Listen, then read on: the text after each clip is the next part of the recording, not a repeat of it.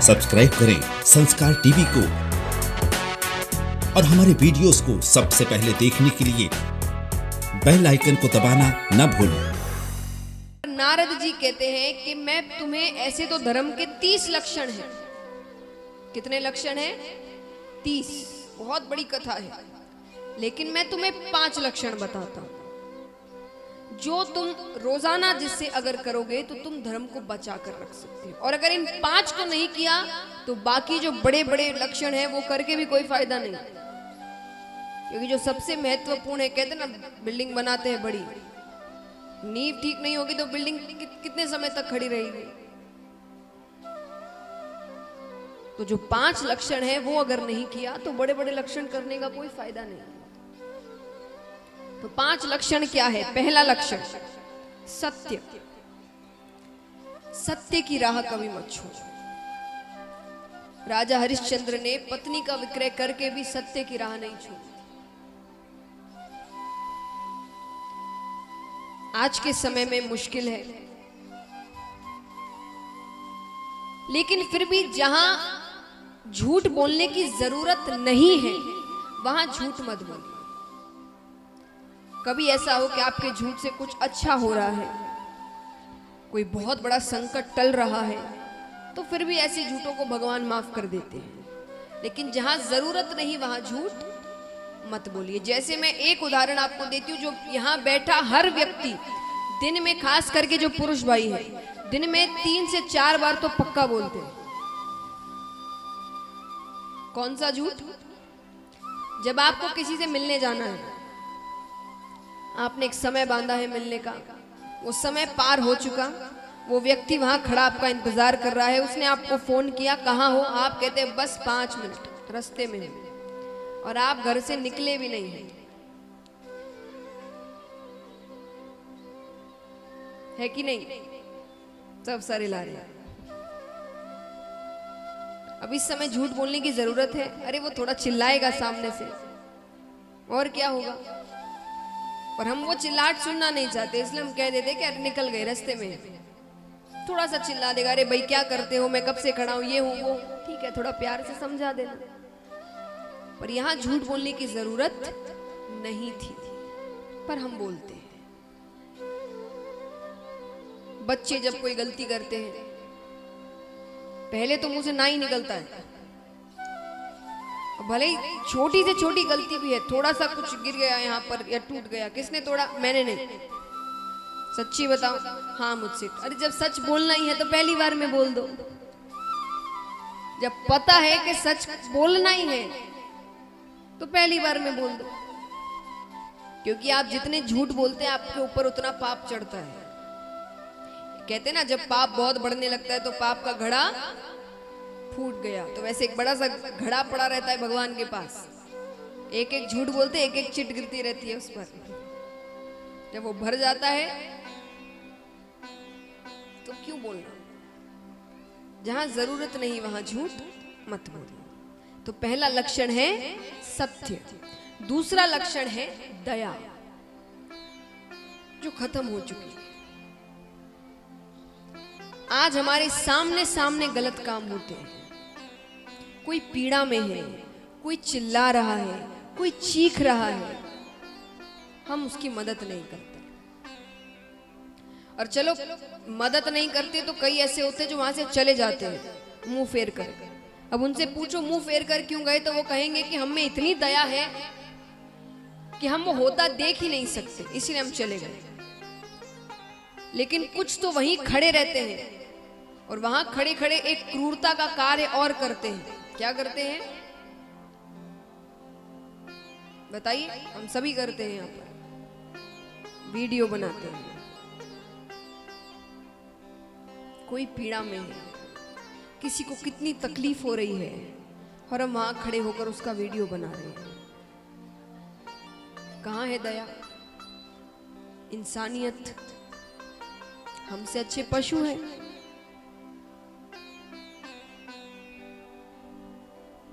एक पशु आजू बाजू और उसे ऐसा कुछ दिखे जहां कुछ, वो पशु पहले भागता है और हम खड़े होकर वीडियो बनाते हैं। इंसानियत से बड़ा कोई धर्म नहीं है। ये समझ लीजिए आप। अगर आप अच्छे इंसान नहीं हैं तो आप में कुछ भी अच्छा नहीं है, क्योंकि भगवान ने सबसे पहले आपको इंसान बनाकर ही भेजा है। बाकी सारी चीजें, धर्म, जाति, घर, परिवार, ये सब आते हैं। पहले आप एक इंसान हैं, और अगर आपने इंसानियत नहीं दिखाई अपनी, तो बाकी कितने ही आप बड़ी बड़ी धर्म की बातें कर लीजिए, वो कोई मायने नहीं रखता। और जिसमें दया नहीं, वो फिर कैसा इंसान है? मैं आपसे ये नहीं कहती कि आप अपनी जान को जोखिम में डालकर मदद करिए, नहीं, अपनी जान सबको प्यारी है, लेकिन जहां आपका सिर्फ एक आवाज उठाना, मान लीजिए आप सामने देख रहे हैं कुछ ऐसी हरकत हो रही है जो आपको पता है कि अगर आपने एक आवाज उठाई तो वो शांत हो जाएगा, वहां कुछ नहीं होगा। सिर्फ किसी बड़े या किसी बुजुर्ग या किसी अच्छे व्यक्ति की आवाज उठाने की देर है वहां। लेकिन हम क्या करते हैं? हमें क्या करना है? हमारे साथ थोड़ी हो रहा है। कहते ना, एक बहुत ही अच्छी बात है, स्वच्छता के ऊपर ही कहते, पर ये भी आप पर ही निर्भर होगा। जैसे मान लीजिए आप अपना घर बड़ा साफ रखते हैं, पर आजू बाजू गंदगी रखते हैं, तो वो गंदगी आपके घर तक तो पहुंचेगी। बीमारियां आपके घर भी पहुंचेगी। अगर हवा में ही गंदगी हो रही है, आजू बाजू मिट्टी में, पानी में गंदगी हो रही है, तो वो गंदगी आपके घर भी पहुंचेगी। उसी प्रकार जब पाप आपके सामने हो रहे और आप ये सोच कर के हमें क्या, वो एक दिन आप तक भी आएगा। तो जहां आवाज उठा सकते हो, सिर्फ एक आवाज उठाने से गलत रुक सकता है, वहां अपनी आवाज उठा दो। भगवान ने इंसान बनाया है, इंसानों जैसा कुछ कार्य तो करे, ऊपर जाकर भगवान के सामने आंख मिलाने लायक तो रहे, वरना भगवान कहेंगे कि नीचे जाकर अपने लिए छोड़कर तुमने क्या किया? जीवन भर तो अपने लिए जिए, तो अपने लिए, अपने परिवार के लिए अपनी इच्छाएं पूरी की, बस इतना ही किया। तो ऐसे तो पशु भी करते हैं। मैंने क्यों तुम्हें इंसान बनाया? तो ऐसे कुछ कार्य अपने जीवन में करे कि ऊपर जाकर भगवान से आंख मिलाने लायक रहे कि हाँ, हमने कुछ अच्छा काम किया है। तो दूसरा लक्षण है दया। तीसरा लक्षण है पवित्रता। घर को पवित्र रखे, मन को पवित्र रखे, शरीर पवित्र रखे। जितनी पवित्रता होगी जिस घर में, उस घर में लक्ष्मी आती है। जिस घर में गंदगी होती है वहां दरिद्रता आती है। इसलिए कहते हैं पवित्रता रखिए। चौथा लक्षण है तपश्चर्या। शरीर को तो चलिए पवित्र रख ही लेते, साफ सुथरा रख ही लेते, नए नए साबुन, शैम्पू इत्यादि आ गए हैं, जैसा चाहो वैसा साबुन, वैसा शैम्पू मिलता है। लेकिन शरीर जितना साफ है, मन उतना ही काला है, विचार उतने ही बुरे हैं, वाणी उतनी ही खराब है।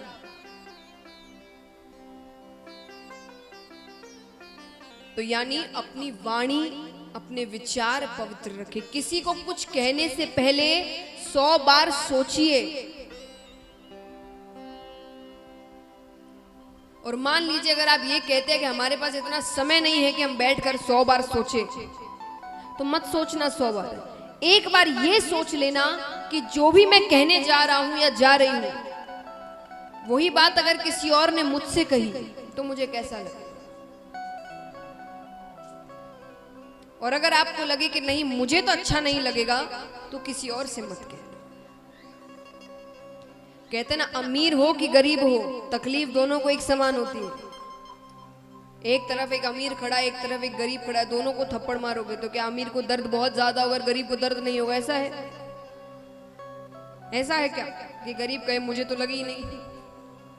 दोनों को दर्द उतना ही होता है, तकलीफ उतनी ही पहुंचती है, बुरा उतना ही लगता है। तो किसी को कुछ कहने से पहले एक बार सोचिए कि हम जो भी कह रहे हैं, अगर वो सामने वाले ने हमसे कह दिया कभी, या किसी और ने कभी हमारे साथ ऐसा कर दिया, तो हमें कैसा लगेगा।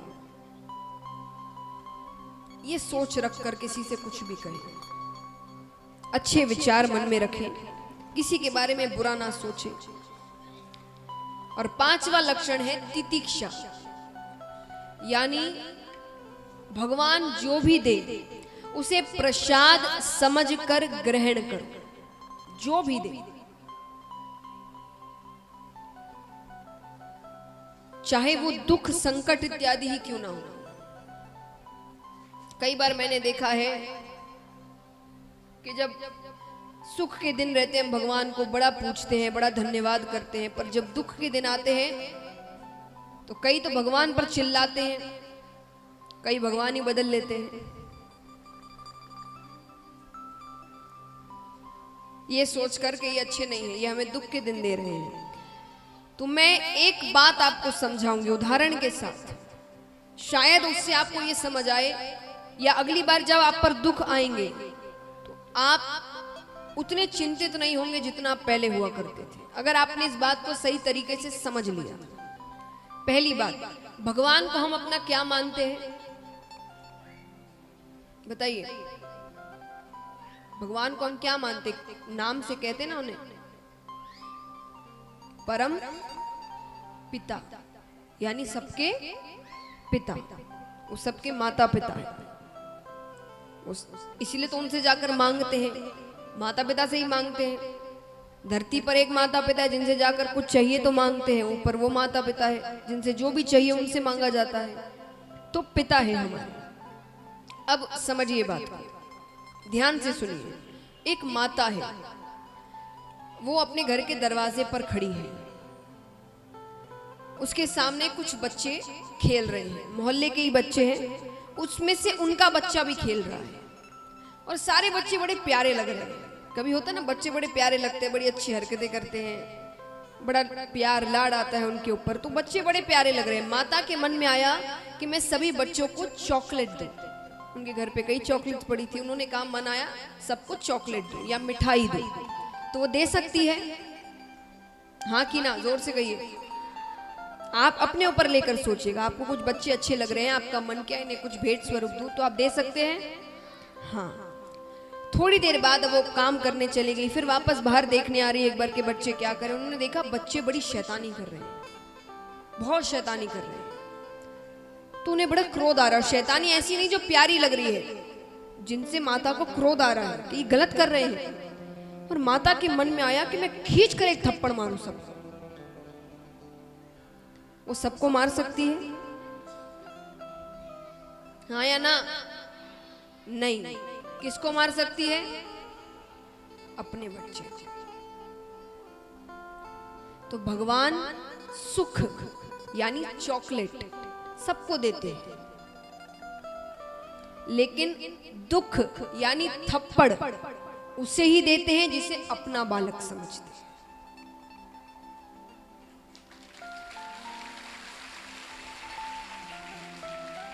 और अपना बालक यानी, अब आप कहोगे अपना बालक तो कभी भी तो माँ बाप ऐसे थोड़ी करते हैं कि जब मन चाहा घर पर आए बच्चे को थप्पड़ मार दिया। ऐसा करते हैं क्या? या घर बैठे बैठे बोर हो रहे, कुछ करने को चाहिए, बच्चे को बुलाया और मार दिया? ऐसा करते हैं? कब मारते हैं? जब गलती करते हैं। तो दुख आए तो इसका मतलब ये नहीं कि भगवान को कुछ करने को नहीं था इसलिए आपको दुख दे दिया। मतलब आपने कुछ गलती की है, आपने कुछ गलत काम किए हैं, आपको उसकी ही सजा मिल रही है।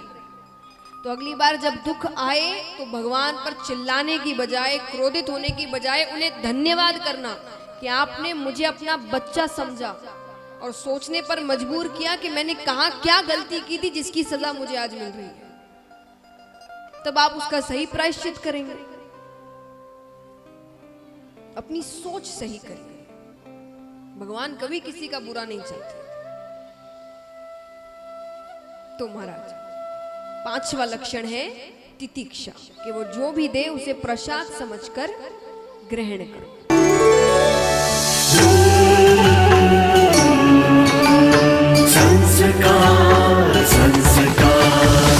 संस्कार, द चैनल ऑफ इंडिया। हमारी संस्कृति, हमारी विरासत।